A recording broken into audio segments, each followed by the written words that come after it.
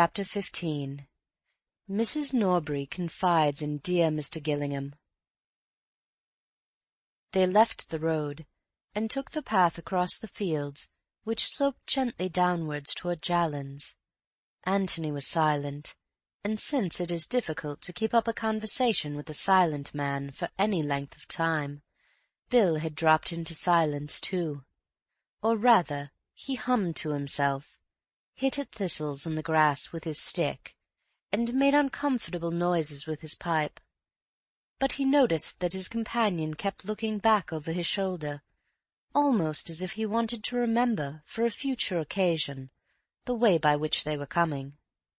Yet there was no difficulty about it, for they remained all the time in view of the road, and the belt of trees above the long park wall which bordered its further side stood out clearly against the sky. Antony, who had just looked round again, turned back with a smile.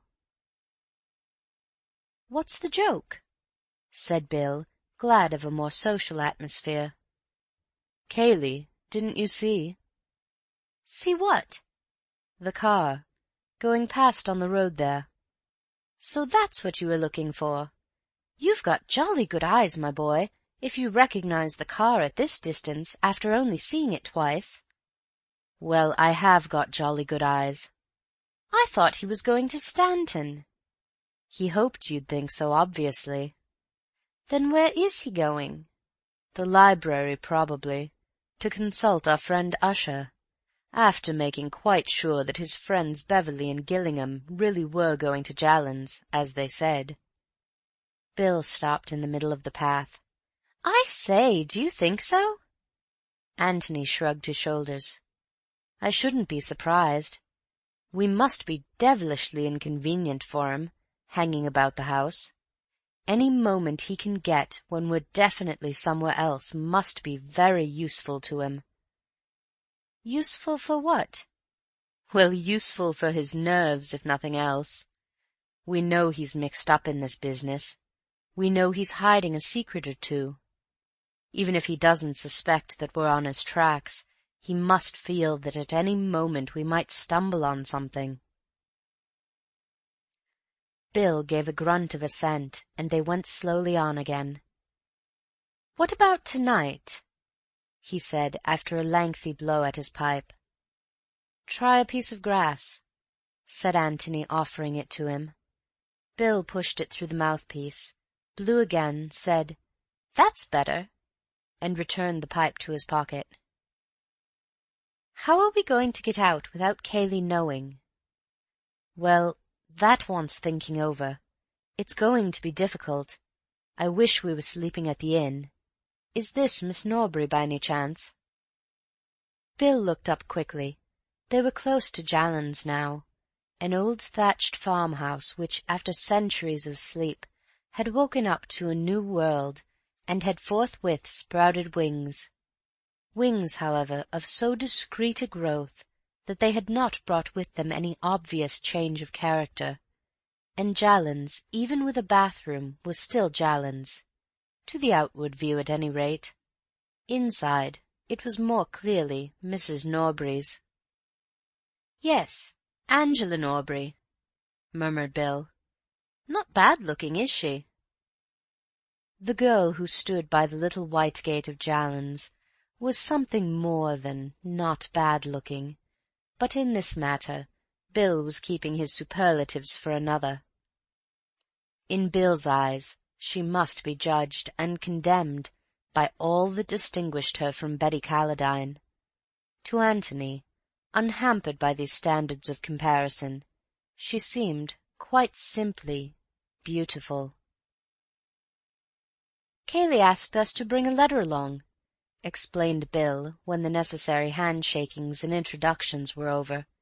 "Here you are." "You will tell him, won't you, how dreadfully sorry I am about what has happened? It seems so hopeless to say anything, so hopeless even to believe it, if it is true what we've heard." Bill repeated the outline of events of yesterday. Yes, and Mr. Ablett hasn't been found yet?" She shook her head in distress. "It still seems to have happened to somebody else, somebody we didn't know at all." But then, with a sudden grave smile which included both of them, "But you must come and have some tea." "It's awfully decent of you," said Bill awkwardly, "but you will, won't you?" she said to Antony. "Thank you very much." Mrs. Norbury was delighted to see them, as she always was to see any man in her house who came up to the necessary standard of eligibility. When her life work was completed and summed up in those beautiful words, "A marriage has been arranged and will shortly take place between Angela, daughter of the late John Norbury," then she would utter a graceful Nunc Dimittis and depart in peace to a better world, if Heaven insisted, but preferably to her new son-in-law's more dignified establishment, for there was no doubt that eligibility meant not only eligibility as a husband. But it was not as eligibles that the visitors from the Red House were received with such eagerness to-day, and even if her special smile for possibles was there, it was instinctive rather than reasoned. All that she wanted at this moment was news of Mark, for she was bringing it off at last, and if the engagement columns of the Morning Post were preceded, as in the case of its obituary columns, by a premonitory bulletin, the announcement of yesterday would have cried triumphantly to the world, or to such part of the world as mattered, "A marriage has very nearly been arranged by Mrs. Norbury, and will certainly take place between Angela, only daughter of the late John Norbury, and Mark Ablett of the Red House." And coming across it on his way to the sporting page, Bill would have been surprised, for he had thought that, if anybody, it was Cayley. To the girl it was neither. She was often amused by her mother's ways, sometimes ashamed of them, sometimes distressed by them. The Mark Ablett affair had seemed to her particularly distressing, for Mark was so obviously in league with her mother against her. Other suitors upon whom her mother had smiled had been embarrassed by that championship. Mark appeared to depend on it as much as on his own attractions, great though he thought these to be. They went a-wooing together. It was a pleasure to turn to Cayley, that hopeless ineligible. But alas, Cayley had misunderstood her. She could not imagine Cayley in love until she saw it, and tried too late to stop it. That was 4 days ago. She had not seen him since, and now here was his letter. She dreaded opening it. It was a relief to feel that at least she had an excuse for not doing so while her guests were in the house. Mrs. Norbury recognized at once that Antony was likely to be the more sympathetic listener, and when tea was over, and Bill and Angela had been dispatched to the garden with the promptness and efficiency of the expert, dear Mr. Gillingham found himself on the sofa beside her, listening to many things which were of even greater interest to him than she could possibly have hoped. "It is terrible, terrible," she said. "And to suggest that dear Mr. Ablett—" Antony made suitable noises. "You've seen Mr. Ablett for yourself, a kinder, more warm-hearted man." Antony explained that he had not seen Mr. Ablett. "Of course, yes, I was forgetting. But believe me, Mr. Gillingham, you can trust a woman's intuition in these matters." Antony said he was sure of this. "Think of my feelings as a mother." Antony was thinking of Miss Norbury's feelings as a daughter, and wondering if she guessed that her affairs were now being discussed with a stranger. Yet what could he do? What, indeed, did he want to do except listen, in the hope of learning? Mark engaged, or about to be engaged. Had that any bearing on the events of yesterday? What, for instance, would Mrs. Norbury have thought of brother Robert, that family skeleton? Was this another reason for wanting Robert out of the way? "I never liked him. Never." "Never liked?" said Antony, bewildered. "That cousin of his, Mr. Cayley." "Oh!" "I ask you, Mr. Gillingham, am I the sort of woman to trust my little girl to a man who would go about shooting his only brother?" "I'm sure you wouldn't, Mrs. Norbury." "If there has been any shooting done, it has been done by somebody else." Antony looked at her inquiringly. "I never liked him," said Mrs. Norbury firmly. "Never." However, thought Antony to himself, that didn't quite prove that Cayley was a murderer. "How did Miss Norbury get on with him?" he asked cautiously. "There was nothing in that at all," said Miss Norbury's mother emphatically. "Nothing. I would say so to anybody." "Oh, I beg your pardon. I never meant—" "Nothing. I can say that for dear Angela with perfect confidence. Whether he made advances—" She broke off with a shrug of her plump shoulders. Antony waited eagerly. "Naturally they met. Possibly he might have, I don't know. But my duty as a mother was clear, Mr. Gillingham." Mr. Gillingham made an encouraging noise. "I told him quite frankly that—how shall I put it?—that he was trespassing. Tactfully, of course, but frankly." "You mean," said Antony, trying to speak calmly, "that you told him that—Mr. Ablett and your daughter—" Mrs. Norbury nodded several times. "Exactly, Mr. Gillingham. I had my duty as a mother." "I am sure, Mrs. Norbury, that nothing would keep you from doing your duty, but it must have been disagreeable, particularly if you weren't quite sure."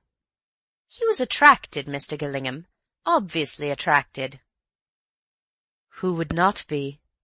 said Antony with a charming smile. "It must have been something of a shock to him, too." "It was just that which made me so glad that I had spoken. I saw at once that I had not spoken a moment too soon." "There must have been a certain awkwardness about the next meeting," suggested Antony. "Naturally, he has not been here since. No doubt they would have been bound to meet up at the Red House sooner or later." "Oh, this was only quite lately?" "Last week, Mr. Gillingham. I spoke just in time." "Ah," said Antony under his breath. He had been waiting for it. He would have liked now to have gone away, so that he might have thought over the new situation by himself, or perhaps, preferably, to have changed partners for a little while with Bill. Miss Norbury would hardly be ready to confide in a stranger with the readiness of a mother, but he might have learnt something by listening to her. For which of them had she had the greater feeling, Cayley or Mark? Was she really prepared to marry Mark? Did she love him, or the other, or neither? Mrs. Norbury was only a trustworthy witness in regard to her own actions and thoughts. He had learnt all that was necessary of those, and only the daughter now had anything left to tell him. But Mrs. Norbury was still talking. "Girls are so foolish, Mr. Gillingham," she was saying. "It is so fortunate that they have mothers to guide them. It was so obvious to me from the beginning that dear Mr. Ablett was just the husband for my little girl. You never knew him?" Antony said again that he had not seen Mr. Ablett. "Such a gentleman, so nice-looking in his artistic way. A regular Velasquez, I should say Van Dyck. Angela would have it that she could never marry a man with a beard. As if that mattered when—" She broke off, and Antony finished her sentence for her. "The Red House is certainly charming," he said. "Charming, quite charming. And it's not as if Mr. Ablett's appearance were in any way undistinguished. Quite the contrary. I'm sure you agree with me." Antony said that he had never had the pleasure of seeing Mr. Ablett. "Yes, and quite the centre of the literary and artistic world. So desirable in every way." She gave a deep sigh and communed with herself for a little. Antony was about to snatch the opportunity of leaving, when Mrs. Norbury began again. "And then there's this scapegrace brother of his. He was perfectly frank with me, Mr. Gillingham. He would be. He told me of his brother, and I told him that I was quite certain it would make no difference to my daughter's feelings for him. After all, the brother was in Australia." "When was this? Yesterday?" Antony felt that if Mark had only mentioned it after his brother's announcement of a personal call at the Red House, this perfect frankness had a good deal of wisdom behind it. "It couldn't have been yesterday, Mr. Gillingham. Yesterday!" She shuddered and shook her head. "I thought perhaps he had been down here in the morning." "Oh, no. There is such a thing, Mr. Gillingham, as being too devoted a lover. Not in the morning, no. We both agreed that dear Angela— Oh, no. No, the day before yesterday, when he happened to drop in about tea-time." It occurred to Antony that Mrs. Norbury had come a long way from her opening statement that Mark and Miss Norbury were practically engaged. She was now admitting that dear Angela was not to be rushed, that dear Angela had, indeed, no heart for the match at all. "The day before yesterday, as it happened, dear Angela was out. Not that it mattered. He was driving to Middleston. He hardly had time for a cup of tea, so that even if she had been in—" Antony nodded absently. This was something new. Why did Mark go to Middleston the day before yesterday? But, after all, why shouldn't he? 100 reasons unconnected with the death of Robert might have taken him there. He got up to go. He wanted to be alone at least with Bill. Mrs. Norbury had given him many things to think over, but the great outstanding fact which had emerged was this, that Cayley had reason to hate Mark. Mrs. Norbury had given him that reason. To hate? Well, to be jealous, anyhow. But that was enough. "You see," he said to Bill as they walked back, "we know that Cayley is perjuring himself and risking himself over this business, and that must be for one of 2 reasons, either to save Mark or to endanger him. That is to say, he is either whole-heartedly for him or whole-heartedly against him. Well, now we know that he is against him, definitely against him." "But I say, you know," protested Bill, "one doesn't necessarily try to ruin one's rival in love." "Doesn't one?" said Antony, turning to him with a smile. Bill blushed. "Well, of course, one never knows, but I mean—" "You mightn't try to ruin him, Bill, but you wouldn't perjure yourself in order to get him out of a trouble of his own making." "Lord, no." "So that of the 2 alternatives the other is the more likely." They had come to the gate in the last field which divided them from the road, and having gone through it, they turned round and leant against it, resting for a moment, and looking down at the house which they had left. "Jolly little place, isn't it?" said Bill. "Very, but rather mysterious." "In what way?" "Well, where's the front door?" "The front door? Why, you've just come out of it." "But isn't there a drive, or a road, or anything?" Bill laughed. "No, that's the beauty of it to some people, and that's why it's so cheap and why the Norburys can afford it, I expect. They're not too well off." "But what about luggage and tradesmen, and that kind of thing?" "Oh, there's a cart track, but motor cars can't come up any nearer than the road." He turned round and pointed. "Up there. So the week-end millionaire people don't take it. At least, they'd have to build a road and a garage and all the rest of it, if they did." "I see," said Antony carelessly, and they turned round and continued their walk up the road. But later on he remembered this casual conversation at the gate, and saw the importance of it. End of chapter 15.